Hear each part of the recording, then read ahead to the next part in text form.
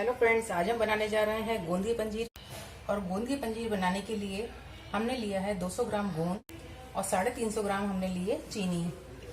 तो चीनी हम इसमें ज़्यादा ही लेते हैं क्योंकि गोंद दांतों में चिपकता है, इसलिए हम गोंद कम लेते हैं और चीनी उससे ज़्यादा लेते हैं।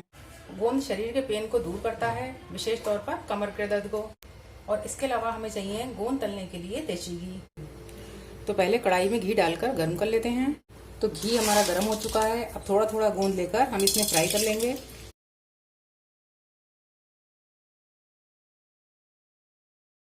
और जब फूल का डबल हो जाएगा तब हम इसको निकाल लेंगे और थोड़ा सा डालेंगे। इसी तरह से थोड़ा थोड़ा डालकर हम फ्राई करते रहेंगे। गोंद को अच्छे से फुलाना बहुत ज़रूरी है। अगर ये फूलेगा नहीं तो अंदर गांठ रह जाएगी, जिससे कि जब आप पंजीरी खाएंगे तो आपके दांतों में चिपकेगी।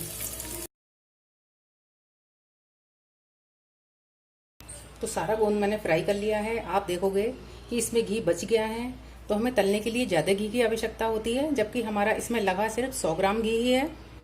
अब उसी कढ़ाई को फिर से रखेंगे और उसमें डालेंगे चीनी। और जिस बर्तन से आप चीनी नाप रहे हैं उसी बर्तन से आधा डालेंगे हम पानी। और अब इसकी हम चाशनी बनाएंगे। तो जब तक चाशनी हमारी पक रही है हम आगे की तैयारी करते हैं। अब आप देखोगे कि गोंद हमारा कितना बढ़िया फूला है। तो गोंद की पंजीरी हम दो तरीके से बनाते हैं। एक तो है साबुत गोंद, यानी जो इस समय सी पोजीशन है, और दूसरा है कि हम इसको क्रश करते हैं। साबुत गोंद की पंजीरी मैं आपको पहले बता चुकी हूँ। आज मैं आपको क्रश करके गोंद की बताऊंगी। तो इसके लिए हमने ले लिया एक जार और इसमें हम गोंद को डालकर क्रश कर लेंगे। तो गोंद को मैंने बिल्कुल बारीक मिक्सी कर लिया है। इसी तरह से हम बाकी बचे हुए गोंद को भी कर लेंगे। तो गोंद हमारा मिक्सी हो चुका है। आप चाहें तो इसमें मखाने या खरबूजे के बीज या कोई और ड्राई फ्रूट्स भी मिला सकते हैं, लेकिन आज मैं सिर्फ गोंद की पंजीरी ही बना रही हूँ। अब ये वही थाली है जिसमें हमने गोंद को निकाला था। तो ये अपने आप ही ग्रीस हो चुकी है घी से। तो इसको हम ऐसे ही रख देते हैं। तो चाशनी में हमारी उबाल आने लगा है। अब हमें चाशनी एक तार से ज़्यादा की बनानी है। वैसे तो हम गोंद की पंजीरी में एक तार की चाशनी बनाते हैं, लेकिन इस समय टाइम है मॉइस्चर वाला, बरसाती सीजन चल रहा है और पंजीरी हमारी बहुत जल्दी सील जाती है और पीस बनकर नहीं आता है। इसलिए हम एक तार से थोड़ी ज़्यादा लेंगे चाशनी और 2 तार से कम। तो अभी इसको हम और पका लेते हैं। ये पंजीरी बनाने का मेरा मेन टिप्स था, आप लोग इसको ज़रूर फॉलो करें।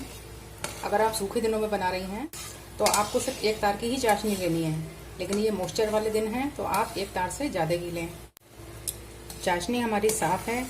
अगर गंदी होती तो हम थोड़ा सा दूध डालकर इसको साफ कर लेते हैं। चाशनी पकने की ये भी पहचान है कि चाशनी के बबल छोटे हो जाते हैं, जो कि आपको अभी दिख रहे होंगे कि बड़े बड़े हैं। तो चाशनी के बबल अब छोटे होने लगे हैं। चेक करके देखते हैं। आप देखोगे कि अच्छे से तार आने लगा है। तो बस ऐसा ही हमें तार चाहिए। फ्लेम को स्लो कर देते हैं और इसमें डालेंगे क्रश किया हुआ गोंद। सबको मिक्स कर लेंगे।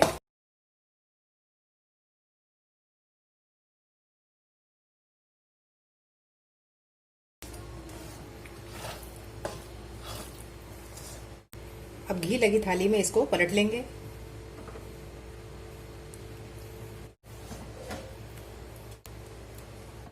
और अब इसको हम कम से कम 20 से 25 मिनट ठंडा होने देंगे, फिर कट लगाएंगे। पंजीरी अब हमारी ठंडी हो चुकी है। अब इसमें हम कट लगा लेते हैं। तो आप जैसे कट चाहें वैसे लगा सकते हैं, चाहे डायमंड शेप में लगाएं या स्क्वायर शेप में लगाएं।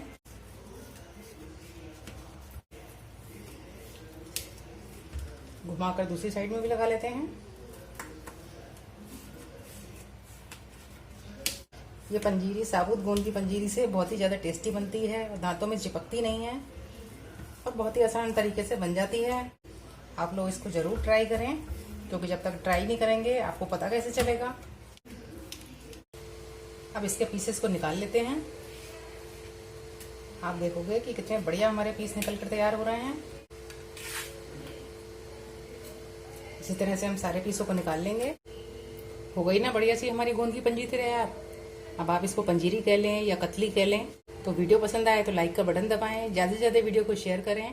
Thank you.